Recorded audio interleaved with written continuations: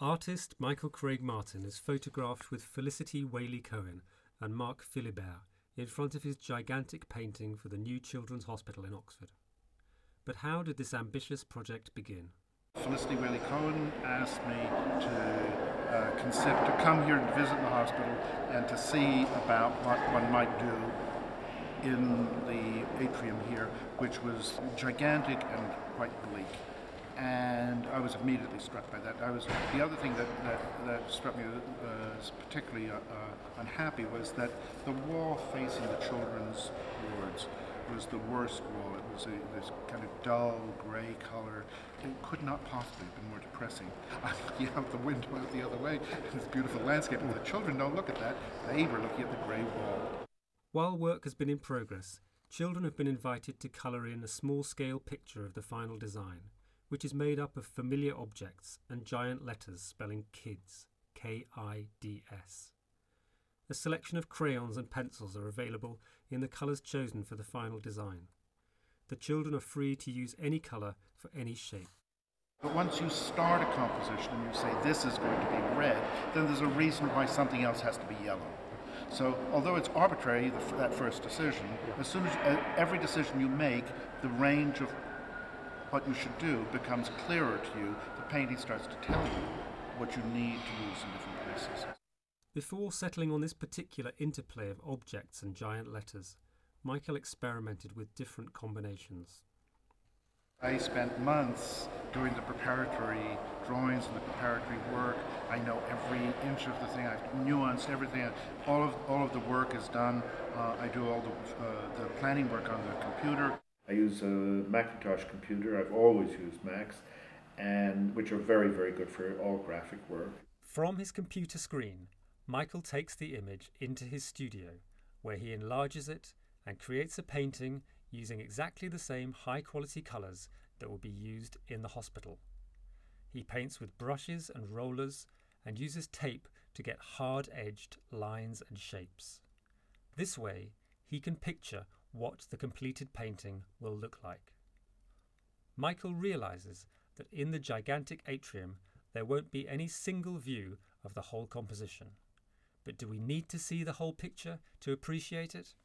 One of the things that's nice about our capacities of perception is that we are able to see a very little of something and to perceive what the whole thing is like. Just as we can look at an object and we do know what the back of it looks like even though we can't see it. To help get the project done, Abbey Scaffolding put up a giant structure in the atrium to allow the installation of the 5-storey painting on the west wall. While this was happening, children in the hospital worked with local artist Miranda Cresswell to create art inspired by the imposing structure. They imagined superheroes on the scaffolding, and the art they produced was displayed as the work progressed.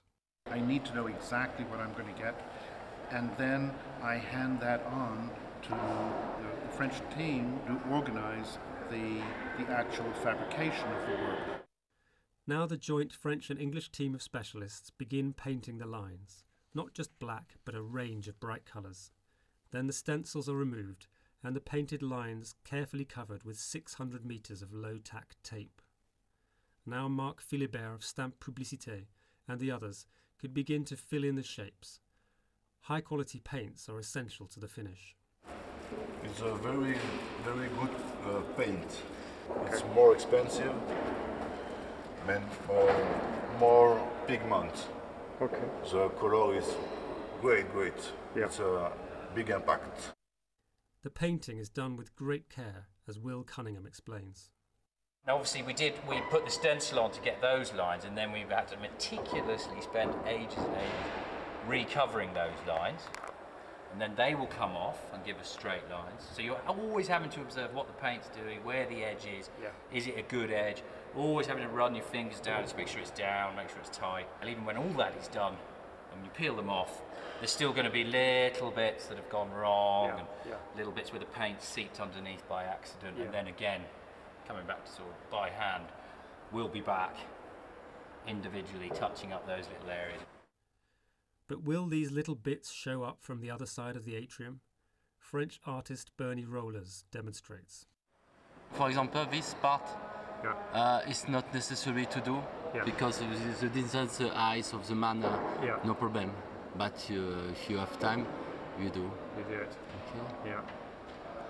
Then to have a perfect do. Wrong.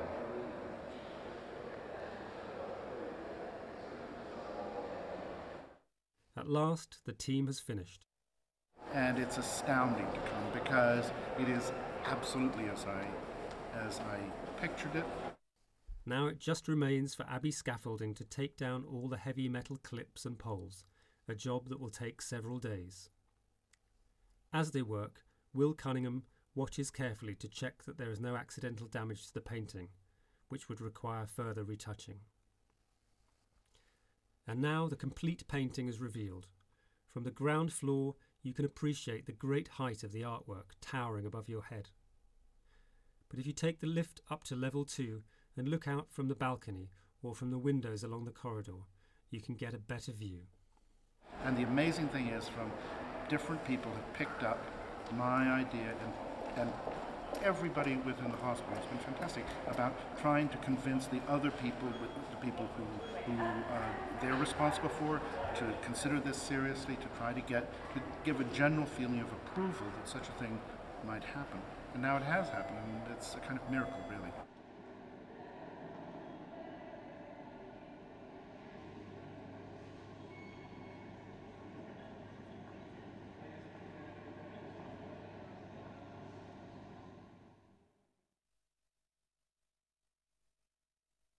On the 19th of May 2010, Michael Craig Martin returned to Oxford to be interviewed in front of an audience by the Director of Modern Art Oxford, Michael Stanley.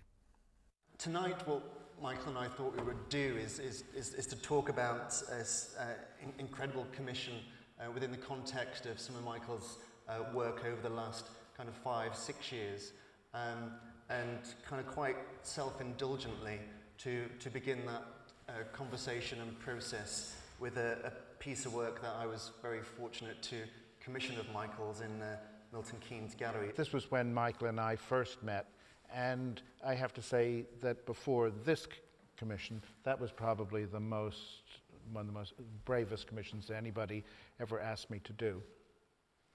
And it's very, from an artist's point of view, it's very, particularly if you like doing the kind of things that obviously I do like doing, these immense projects. You don't get very many opportunities. You may wish to do them, but you rarely are given the opportunity to do them.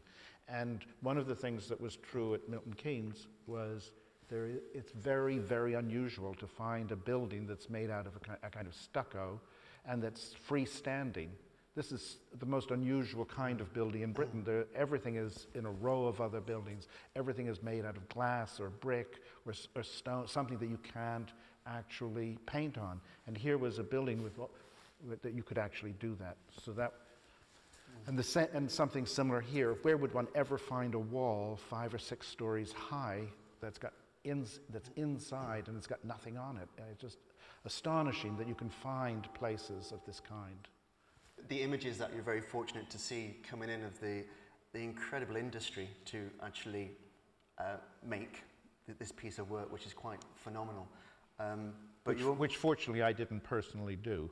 No, really? Yes, well, really. I know it's very, very upsetting to you that you didn't see me on the scaffolding pictures. But you have this almost incredible idea of literally building a building to build a painting, you know, within that central atrium. And the construction of that is quite phenomenal.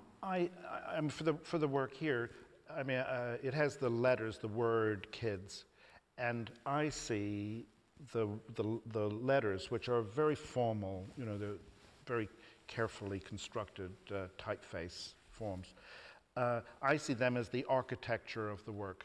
It's just like building a building.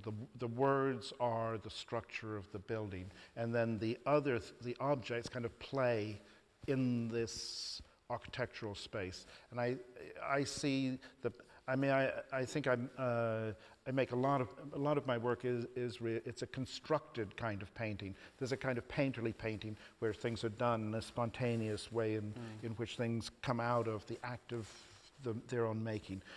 My things are completely the opposite. They start from very, very careful planning, and they're so precise they have to be absolutely perfectly planned, because you can't start something like the thing in the atrium and think halfway through its execution, oh, maybe I made a bit of a mistake there, maybe could move it a little bit over. You can't do that. So I have to put all of that attention in before anything happens at all, and then of course I have to hope for the best. Obviously the scale of this is quite phenomenal, and in relation to some of the past projects as well. Did that impact? It doesn't seem that it kind of impacted on that process of thinking at all, though. I have a funny idea about this thing about this kind of funny language of these images that I've developed, which is I have also done a postage stamp for table tennis for the Olympics. So the idea that you can use an image to make a postage stamp, and you can use an almost identical image to make something that's 15 meters tall. It's so astounding that you can do that, to me, and that there's something about that flexibility that's why I like the term language, because the thing that's interesting to me about language is that we only use a few hundred words normally. There are many tens of thousands of words, but we only use a few, and yet we construct very complex, different conversations. We are constantly redefining everything according to the language, and it's just to do with nuances of how we put together things. And I see myself as doing something very similar to that, so that it can be a postage stamp 1 second, and then it can be a giant monument in the next.